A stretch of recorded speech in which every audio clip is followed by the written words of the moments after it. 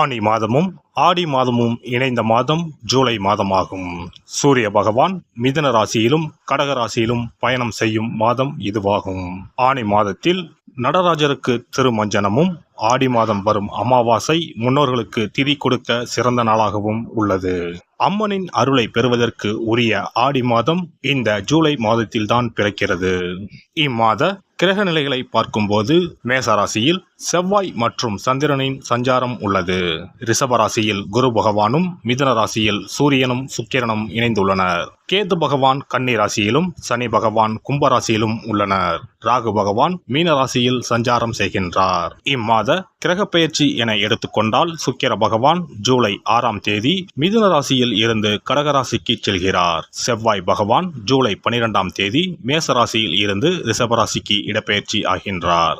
ஏற்கனவே ரிஷபத்தில் சஞ்சாரிக்கும் குரு பகவானுடன் செவ்வாய் பகவான் இணைந்து குருமங்கள யோகத்தை உண்டாக்குகிறார். அதே சமயம் இந்த ஜூலை மாதம் 16ஆம் தேதி இரவு 17ஆம் தேதி அதிகாலையில் சூரிய பகவான் மிதுன ராசியில் இருந்து பயிற்சியாகி கடகராசியில் சஞ்சாரம் செய்கின்றார். இது ஆடி தமிழ் மாத பிறப்பை குறிக்கும்.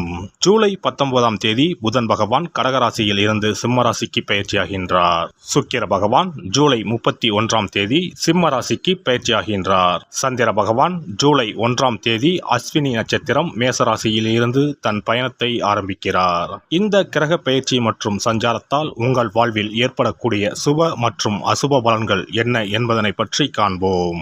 உங்கள் வாழ்வில் வளமும் நலமும் செல்வ செழிப்பும் பெற்று வாழ்வில் உயரிய நிலையை அடைய எல்லாம் வல்ல எம்பெருமானை வேண்டி விரும்பி கேட்டுக்கொள்கிறேன். மீனராசி அன்பர்களே, இம்மாதம் பொருள் சேர்க்கை உண்டாகும். விருந்து நிகழ்ச்சிகளில் கலந்து கொள்வீர்கள். எடுத்த காரியம் தாமதப்படுகிறதே என்ற கவலை உண்டாகும். இரவில் நீண்ட நேரம் கண்விழிக்க நேரலாம். கவனம் தேவை. தொழில் வியாபாரம் எதிர்பார்த்ததை விட குறைவான லாபம் தரும். ஆனால் தொழில் வியாபாரத்தில் ஈடுபட்டு இருப்பவர்கள் எப்போதும் பிஸியாக காணப்படுவார்கள். செலவுகள் கூடும். உத்தியோகத்தில் இருப்பவர்கள் கூடுதலாக உழைக்க வேண்டியிருக்கும். கடன் விவகாரங்களில் கொடுக்கல் வாங்கலில் எச்சரிக்கை தேவை. பொறுப்புகள் கூடும். குடும்பஸ்தானத்தை அதன் அதிபதி செவ்வாயே அலங்கரிப்பதால் குடும்பத்தில் இருப்பவர்களால் இருந்து வந்த மன வருத்தம் நீங்கும். வாழ்க்கை துணையின் உடல்நிலையில் நீடித்து வந்த ஆரோக்கிய குறைபாடு பூர்த்தியாகும். வீட்டிற்கு தேவையான பொருட்களை வாங்குவதன் மூலம் செலவு கூடும். விருந்தினர் வருகை இருக்கும். பெண்களை பொறுத்தவரை பயணங்கள் செல்ல நேரலாம். எடுத்த வேலையை செய்து முடிக்க காலதாமதம் ஆகும். வழக்கத்தை விட கூடுதலாக உழைக்க வேண்டியிருக்கும். கலைத்துறையினருக்கு வெளிநாடு வாய்ப்புகள் தேடி வரும். நண்பர்களால் இருந்து வந்த தொல்லைகள் தானாக விலகும். கண்கள் சம்பந்தப்பட்ட நோய்கள் வரலாம். கவனம் தேவை. அரசியல் துறையினருக்கு உங்கள் கடமைகளை சரிவர செய்தால் நன்மைகள் அதிகம் கிடைக்கும். அறிவாற்றலும் செயல்திறமையும் கூடும். உழைப்பு வீண் போகாது. மாணவர்கள் கல்வியில் வெற்றி பெற கூடுதல் நேரம் ஒதுக்கி பாடங்களை படிப்பது நன்மை தரும். பொறுப்புகள் அதிகரிக்கும். நட்சத்திர பலன்கள். புரட்டாதி நட்சத்திரம். இந்த மாதம் பல விதத்திலும் புகழ் கூடும். மற்றவர்கள் பிரச்சனைகளில் வாதாடி வெற்றி பெறுவீர்கள். தொழில் வியாபாரத்தில் இருந்த போட்டிகள் விலகும். பழைய பாக்கிகள் வசூலாகும். வியாபாரம் விரிவாக்கம் செய்ய தேவையான பண உதவி கிடைக்கும். உத்தியோகத்தில் இருப்பவர்களுக்கு நிலுவையில் இருந்த பணம் வந்து சேரும். மேல் அதிகாரிகளின் உதவிகள் கிடைக்கும். சக ஊழியர்கள் மத்தியில் இருந்த எதிர்ப்புகள் விலகும். உத்திரட்டாதி நட்சத்திரம். இந்த மாதம் குடும்பத்தில் மகிழ்ச்சி நிலவும். உறவினர்கள் வருகை இருக்கும். திருமணம் போன்ற சுபகாரியம் நடக்கும். நிலம் வீடு மூலம் லாபம் கிடைக்கும். கணவன் மனைவிக்கு இடையே நெருக்கம் அதிகரிக்கும். சுவையான உணவு கிடைக்கும். மனோபலம் கூடும். ரேவதி நட்சத்திரம். இந்த மாதம் புதிய நபர்கள் அறிமுகமும் அவர்களால் உதவியும் கிடைக்கும்.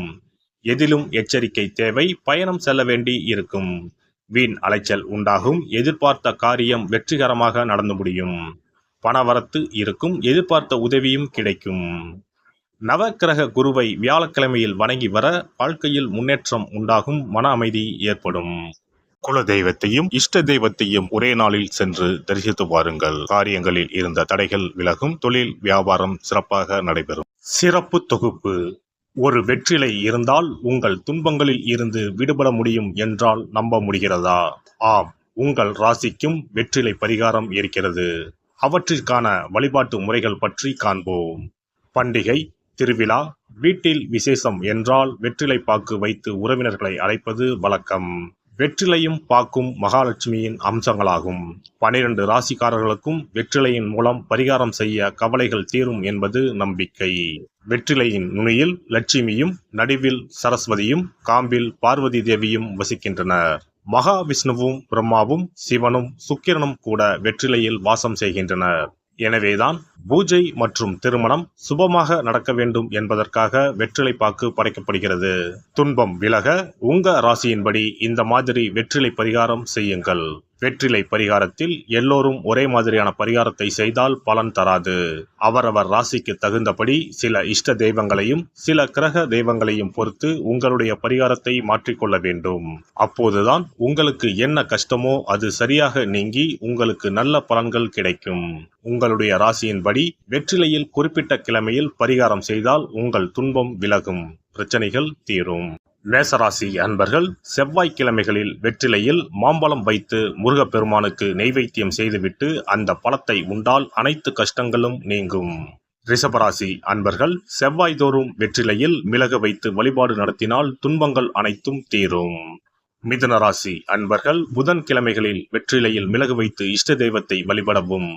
பின்னர் அதையே பிரசாதமாக சாப்பிட்டால் துன்பங்கள் எல்லாம் நீங்கும். கடகராசி அன்பர்கள் வெள்ளிக்கிழமை தோறும் வெற்றிலையில் மாதுளை பழத்தை வைத்து காளியை வழிபாடு செய்து பின்னர் அந்த மாதுளை பழத்தை சாப்பிட்டால் துன்பங்கள் நீங்கும். சிம்மராசி அன்பர்கள் வியாழக்கிழமைகளில் வெற்றிலையில் வாழைப்பழத்தை வைத்து இஷ்ட தெய்வத்தை வழிபடலாம். பின்னர் அந்த பழத்தை பிரசாதமாக உண்டால் கஷ்டங்கள் நீங்கும். கன்னிராசி அன்பர்கள் வியாழக்கிழமையில் வெற்றிலையோடு மிளகு வைத்து உங்கள் இஷ்ட தெய்வத்தை வணங்குங்கள். உங்கள் துன்பம் துயரம் எல்லாம் தீர்ந்துவிடும். துலாம் ராசி அன்பர்கள் வெற்றிலையில் கிராம்பு வைத்து உங்கள் இஷ்ட தெய்வங்களை வழிபட்ட பின் அதை உண்டால் அனைத்து துன்பங்களும் நீங்கும். விருச்சிக ராசி அன்பர்கள் வெற்றிலையில் பேர்ச்சம்பழம் வைத்து செவ்வாய்தோறும் உங்கள் இஷ்ட தெய்வத்தை வழிபட்டால் துன்பங்கள் நீங்கும். தனுசு ராசி அன்பர்கள் வெற்றிலையோடு கற்கண்டு வைத்து வெள்ளிதோறும் இஷ்ட தெய்வத்தை வழிபட்டு பின்னர் கற்கண்டை சாப்பிட்டால் துன்பங்கள் விலகும். மகர ராசி அன்பர்கள் வெற்றிலையோடு அச்சு வெல்லம் வைத்து வெள்ளிதோறும் காளியை வழிபட்டால் துன்பங்கள் துயரங்கள் நீங்கும். கும்பராசி அன்பர்கள் வெற்றிலையோடு நெய் வைத்து சனிக்கிழமைகளில் காளி தெய்வத்தை வழிபட்டால் உங்கள் துன்பங்கள் எல்லாம் தீரும். மீனராசி அன்பர்கள் வெற்றிலையோடு சர்க்கரை வைத்து ஞாயிறு தோறும் இஷ்ட தெய்வத்தை வழிபட்டால் துன்பங்கள் எல்லாம் விலகும். எல்லாம் வல்ல இறையருளால் நீங்களும் உங்கள் அன்பு குடும்பமும் உடல் நலம், நீலாயுள், நிறை செல்வம், உயர் புகழ், மெய்ஞானம் ஓங்கி வாழ்க வளமுடன். இந்த வீடியோ பதிவு உங்களுக்கு பிடித்திருந்தால் லைக் பண்ணுங்க, கமெண்ட் பண்ணுங்க, ஷேர் பண்ணுங்க, மறக்காம சப்ஸ்கிரைப் பண்ணுங்க, பக்கத்துல இருக்கிற பெல் பட்டனை கிளிக் பண்ணுங்க. நன்றி, வணக்கம். ஓம் நமச்சிவாய, சிவாய நம.